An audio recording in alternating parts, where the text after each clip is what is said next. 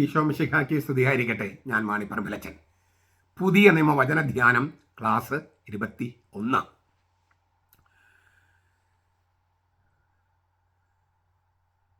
അവർ ഒരുമിച്ച് കൂടിയിരുന്നപ്പോൾ അവർ അവനോട് ചോദിച്ചു, കർത്താവേ, അങ്ങ് ഇസ്രായേലിന് രാജ്യം പുനഃസ്ഥാപിച്ച് നൽകുന്നത് ഈ കാലത്താണോ? അവൻ അവരോട് പറഞ്ഞു, പിതാവ് സ്വന്തം അധികാരത്തിൽ നിശ്ചയിച്ചുറപ്പിച്ചിട്ടുള്ള കാലങ്ങളോ സമയങ്ങളോ അറിയുന്നത് നിങ്ങളുടെ കാര്യമല്ല. എന്നാൽ പരിശുദ്ധാത്മ നിങ്ങളുടെ മേൽ വരുമ്പോൾ നിങ്ങൾ ശക്തി പ്രാപിക്കുകയും യെറൂസലമിലും യഹൂദയിൽ എല്ലായിടത്തും സമരിയായാലും ഭൂമിയുടെ അറ്റം വരെയും നിങ്ങൾ എൻ്റെ സാക്ഷികളാകും. ഈ തിരുവചനം നടപടി ഗ്രന്ഥത്തിലെ അപ്പോസ്തലന്മാരുടെ പ്രവർത്തനങ്ങൾ 1-ാമത്തെ അധ്യായം 6 മുതൽ 8 വരെയുള്ള തിരുവചനങ്ങളുടെ അർത്ഥമാണ് നമ്മൾ ധ്യാനിച്ചു കൊണ്ടിരിക്കുന്നത്. മഹാജൂബിലി വത്സരം 2033 എന്ന മഹാജൂബിലി വത്സരം നമ്മുടെ കർത്താവ് ഈശോ മിശിഹാ മരിച്ചു ഉത്ഥാനം ചെയ്തിട്ട് കൃത്യം 2000 വർഷം തികയുന്ന വത്സരം. അതിനൊരുക്കമായിട്ടുള്ള നവവത്സര വചന ധ്യാനത്തിൽ പുതിയ നിയമവചന ധ്യാനം ആണ് നമ്മൾ ഇന്ന് കേൾക്കുന്നത്. ഈ വചനത്തിലെ ചില കാര്യങ്ങളെല്ലാം നമ്മൾ കഴിഞ്ഞ ക്ലാസ്സുകൾ കണ്ടു കഴിഞ്ഞു. പരസ്പരം ബന്ധപ്പെട്ട് കിടക്കുന്ന 2 പാരമ്പര്യങ്ങൾ ശിഷ്യന്മാരുടെ ചോദ്യത്തിലുണ്ട്. അങ്ങ് ഇസ്രായേലിന് രാജ്യം പുനഃസ്ഥാപിച്ച് നൽകുന്ന ഈ കാലത്തിലാണോ? അതാണ് ചോദ്യം. ഒന്ന്, മിശിഹാ യുഗത്തിൽ ഇസ്രായേലിന്റെ ഗോത്രകുടുംബങ്ങളെല്ലാം പുനരൈക്യപ്പെടുത്തുമെന്ന് യാഹ്വേ വാഗ്ദാനം ചെയ്തിട്ടുണ്ട്. പ്രഭാഷകൻ 48:10, യിരെമ്യാ 50:19-20, ഹോസിയ 11:11. ഈ പ്രത്യേകിച്ച് 3-ാം സുവിശേഷത്തിൽ മൊത്തമുണ്ട്. ലൂക്കാസ് 22:30. നടപടി പുസ്തകത്തിലും ഇത് സജീവമായി നിലനിർത്തിയിട്ടുണ്ട്. 26:6-7 നടപടി ഗ്രന്ഥം 26:6-7. അപ്പോൾ മിശിഹാ യുഗത്തിൽ ഇസ്രായേലിലെ ഗോത്രകുടുംബങ്ങളെയെല്ലാം പുനരൈക്യപ്പെടുത്തുമെന്ന യാക്കോബയുടെ വാഗ്ദാനം ഉണ്ടല്ലോ. അത് ഇപ്പോഴാണോ നിറവേറ്റുന്നത്? ഇപ്പോഴാണോ സംഭവിക്കുക? അതാണ് ശിഷ്യന്മാരുടെ ചോദ്യത്തിൻ്റെ ഒരു മുന. 2, വിശുദ്ധർക്ക് നിത്യമായ രാജ്യം കൊടുക്കുന്ന മനുഷ്യപുത്രനെ ദാനിയേൽ പ്രവാചകൻ ദർശനത്തിൽ കണ്ടിരുന്നു. ഈ പ്രവചനം ഇസ്രായേലിന് രാജ്യം നൽകിക്കൊണ്ട് നിവൃത്തിയാകുമെന്ന പ്രത്യാശ വളരെ സജീവമായിരുന്നു ആദിമകാലത്ത്.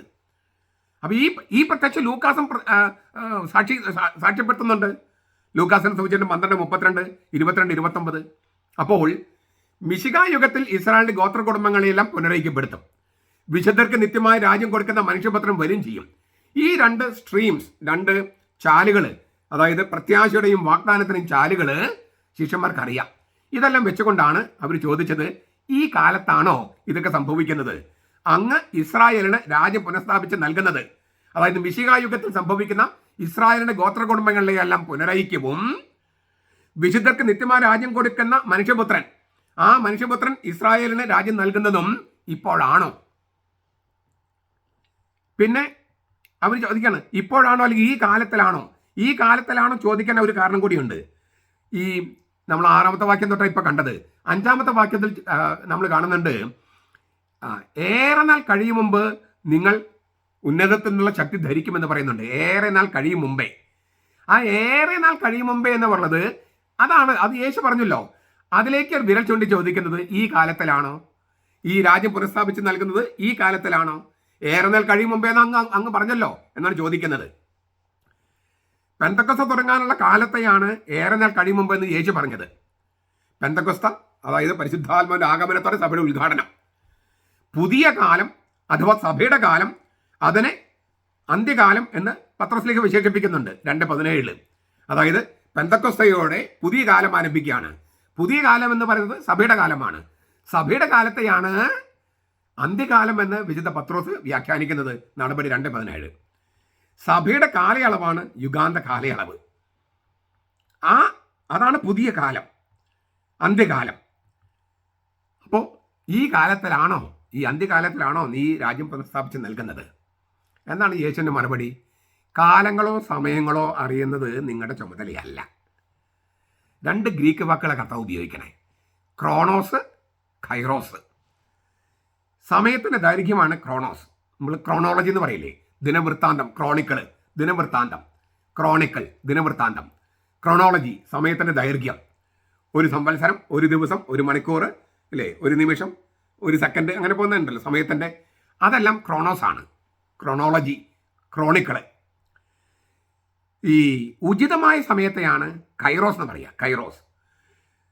ഈ നിമിഷങ്ങളെക്കുറിച്ചാണ് ക്രോണോസ് പറയുന്നതെങ്കിൽ, മിനിറ്റുകൾ, നിമിഷങ്ങളെക്കുറിച്ചാണ് പറയുന്നതെങ്കിൽ, ചില സന്ദർഭങ്ങളെക്കുറിച്ചാണ് മൊമെൻറ്റ്സ്. മിനിറ്റ്സ് ഉണ്ട്, മൊമെൻറ്റ്സ് ഉണ്ട്. ചില നിമിഷങ്ങളെക്കുറിച്ചാണ്, മിനിറ്റ്സിനെ കുറിച്ചാണ് ക്രോണോസ് പറയുന്നതെങ്കിൽ ചില സന്ദർഭങ്ങളെക്കുറിച്ച്, വിശേഷപ്പെട്ട സന്ദർഭങ്ങളെക്കുറിച്ചാണ് അതിൻ്റെ മേന്മയാണ് കൈറോസ്. മുഹൂർത്തം എന്ന് നമുക്ക് വേണ്ടി പറയാം, തെറ്റിദ്ധരിക്കില്ലെങ്കിൽ. ഹിന്ദു സഹോദരന്മാർ ഉപയോഗിക്കുന്ന അർത്ഥത്തിലല്ല, ദൈവം നിശ്ചയിച്ച സമയം എന്ന അർത്ഥത്തിൽ മുഹൂർത്തം എന്ന് ഉപയോഗിക്കാം കൈറോസിന്. രണ്ടും, അതായത് നിമിഷങ്ങളും മുഹൂർത്തങ്ങളും ദൈവത്തിൻ്റെ മേഖലയാണ്. മനുഷ്യൻ്റെ അന്വേഷണത്തിൻ്റെ പരിധിക്ക് അപ്പുറത്താണ്. അവ ചികഞ്ഞു പോകാൻ പാടില്ല. നിമിഷങ്ങളാണെങ്കിലും മുഹൂർത്തങ്ങളാണെങ്കിലും, വിശേഷപ്പെട്ട സന്ദർഭങ്ങളാണെങ്കിലും നിമിഷങ്ങളാണെങ്കിലും അതെല്ലാം ദൈവത്തിൻ്റെ മേഖലയാണ്. ഇപ്പോഴാണോ അപ്പോഴാണോ ഇതൊന്നും അന്വേഷിച്ച് പോകാൻ പാടില്ല. ദൈവത്തിൻ്റെ മേഖലയിലേക്ക് നുഴഞ്ഞു കയറാൻ പാടില്ല. നടപടിഗ്രന്ഥം 3:20-21 പറഞ്ഞിട്ടുണ്ട്. കാലങ്ങളെയും ഋതുക്കളെയും കുറിച്ചുള്ള ചോദ്യം തന്നെ കർത്താവ് പ്രത്യക്ഷത്തിൽ നിരാകരിച്ചു. ഇപ്പോഴാണ് കാലങ്ങളോ സമയങ്ങളോ അറിയേണ്ടത് നിങ്ങളുടെ ചുമതലയല്ല. കാലങ്ങളും സമയങ്ങളും അറിയുന്നത് നിങ്ങളുടെ ചുമതലയല്ല. നമ്മുടെ പ്രൊട്ടസ്റ്റന്റ് ചാനലുകൾ പലതും ഇപ്പൊ ലോകാവസാനം വന്നു അതിന്റെ അടയാളമാണെന്ന് പറഞ്ഞ് പ്രചരിപ്പിച്ചിരുന്നു. ഇപ്പൊ കത്തോലിക്കർ നടത്തുന്ന സമൂഹ മാധ്യമങ്ങളിലും ടി വി ചാനലിലും ഒക്കെ ഇത് വന്നിട്ടുണ്ട്. വാസ്തവത്തിൽ കർത്താവിന്റെ വചനത്തെ അവർ എതിർക്കാന്ന് എനിക്ക് തോന്നണേ. കാലങ്ങളും സമയങ്ങളും അറിയലും നിങ്ങളുടെ ചുമതലയല്ല. കാലങ്ങളെയും ഋതുക്കളെയും കുറിച്ചുള്ള ചോദ്യം തന്നെ കർത്താവ് നിരാകരിച്ചു. ചരിത്രത്തിന്മേലുള്ള ഊഹാപോഹങ്ങളും അജ്ഞാതമായ ഭാവിയെക്കുറിച്ചുള്ള വ്യഗ്രതകളും ഇവയൊന്നും ഉത്തമ ശിഷ്യന്റെ നല്ല മനോഭാവമല്ല. ചരിത്രത്തിന്മേലുള്ള ഊഹാപോഹങ്ങളും അജ്ഞാതമായ ഭാവിയെക്കുറിച്ചുള്ള വ്യഗ്രതകളും ഉത്തമ ശിഷ്യന്റെ മനോഭാവങ്ങളല്ല. കത്തോലിക്കർ നടത്തുന്ന ചാനലുകൾ ആരെങ്കിലും ശ്രദ്ധിക്കുന്നുണ്ടെങ്കിൽ അവരോട് കൂടി ഞാൻ പറയണേ, ക്രിസ്തുധർമ്മം ഈ വർത്തമാനകാലമാണ്. അതൊരു ദാനവും ദൗത്യവുമാണ്. ദൈവവുമായുള്ള ആന്തരികമായ അടുപ്പത്തിൽ നിന്ന് സ്വീകരിക്കുന്നതാണ് ഈ ദാനം. അതിന്റെ ഫലമായി യേശുക്രിസ്തുവിന് സാക്ഷ്യം വഹിക്കുക എന്നതാണ് ദൗത്യം. ഇതെന്റെ വാക്കുകളല്ല. നസറത്തിൽ യേശു എന്ന വോള്യത്തിലെ നസറത്തിൽ യേശു 2ാമത്തെ വോള്യം 424 പേജിൽ ബെനഡിക്ട് മാർപ്പാപ്പ പറയുന്ന വാക്കുകൾ ഞാനിപ്പോൾ പറഞ്ഞത്. കാലങ്ങളെയും ഋതുക്കളെയും കുറിച്ചുള്ള ചോദ്യം തന്നെ കർത്താവ് നിരാകരിച്ചു. ചരിത്രത്തിന്മേലുള്ള ഊഹാപോഹങ്ങളും ഇതാണ് അന്ത്യകാലം നിങ്ങൾ അടയാളം, ഇങ്ങനെയുള്ള ഊഹാപോഹങ്ങളും അജ്ഞാതമായ ഭാവിയെക്കുറിച്ചുള്ള വ്യഗ്രതകളും ഇവയൊന്നും ഉത്തമ ശിഷ്യന്റെ നല്ല മനോഭാവങ്ങളല്ല. കത്തോലിക്കർ നടത്തുന്ന ഒരു ചാനലുകളും ഈ തരത്തിൽ അവതരിപ്പിക്കരുത്. ക്രിസ്തുധർമ്മം വർത്തമാനകാലമാണ്. അതൊരു ദാനമാണ്, ദൗത്യമാണ്. ദൈവമായുള്ള ആന്തരികമായ അടുപ്പത്തിൽ നിന്നാണ് ഈ ദാനം സ്വീകരിക്കുന്നത്. അതിന്റെ ഫലമായിട്ട് യേശുക്രിസ്തു സാക്ഷ്യം വഹിക്കുക എന്നതാണ് ദൗത്യം. രാജ്യം വരുമെന്ന കാര്യത്തിൽ സംശയമൊന്നുമില്ല. രാജ്യം വരും. എന്നാൽ അത് എപ്പോൾ വരുമെന്ന കാര്യം ദൈവപിതാവ് നിശ്ചയിക്കും. അത് അന്വേഷിക്കുന്നത് ക്രിസ്തുവിന്റെ ശിഷ്യന്മാരുടെ പണിയല്ല. ഇതാണ് യേശു വ്യക്തമാക്കുന്നത്. എപ്പോഴാണ് രാജ്യം അതിന്റെ പൂർണ്ണതയിൽ വരികയെന്ന് അന്വേഷിക്കുന്നത് നിരർത്ഥകമാണെന്ന് ഇതിനേക്കാൾ വ്യക്തമായി യേശു പറയണമായിരുന്നോ? എപ്പോഴാണ് രാജ്യം അതിന്റെ പൂർണ്ണതയിൽ വരികയെന്ന് അന്വേഷിക്കുന്നത് നിരർത്ഥകമാണെന്ന്, യൂസ്ലെസ് ആണെന്ന് ഇതിനേക്കാൾ വ്യക്തമായി യേശു പറയണമായിരുന്നോ? ഭാവിയെ പ്രവചിക്കുന്നതല്ല ക്രിസ്തീയ ജീവിതത്തിന്റെ ഉള്ളടക്കം. മറിച്ച് ക്രിസ്തീയ ജീവിതം എന്നത് പരിശുദ്ധാത്മാവിന്റെ ദാനമാണ്. അതാണ് ഒരു വശം, പരിശുദ്ധാത്മ ദാനം. മറുവശത്ത് ശിഷ്യന്മാർ ലോകമാസകലം ക്രൂശിതനും ഉത്തരനുമായി യേശുവിനെ സാക്ഷ്യം വഹിക്കുക എന്ന നിയോഗ ദൗത്യമാണ്. ഈ 2 കാര്യങ്ങളേ ഉള്ളൂ ക്രിസ്തുധർമ്മം. ഒരു വശത്ത് പരിശുദ്ധാത്മാവിന് ദാനമാണത്, മറുവശത്ത് യേശുക്രിസ്തുവിന് ലോകമാസകലം സാക്ഷ്യം വഹിക്കുക, ക്രൂശിതനും ഉത്തരനുമായി യേശുക്രിസ്തുവിനെ സാക്ഷ്യം വഹിക്കുക. ഇതിനേക്കാൾ വ്യക്തമായി എങ്ങനെയാണ് പഠിപ്പിക്കുക? പക്ഷേ ആളുകൾക്ക് ഇഷ്ടം എന്താണ്? ലോകം ഇപ്പം അവസാനിക്കുമെന്ന് പറയുക, ഇത് ലോകാവസാന ലക്ഷണമാണെന്ന് പറയുക, അവിടെ യുദ്ധം, ഇവിടെ കൊടുങ്കാറ്റ്, അവിടെ ഉരുൾപൊട്ടൽ, ഇതെല്ലാം ലോകാവസാന ലക്ഷണമാണെന്ന് പറയുക.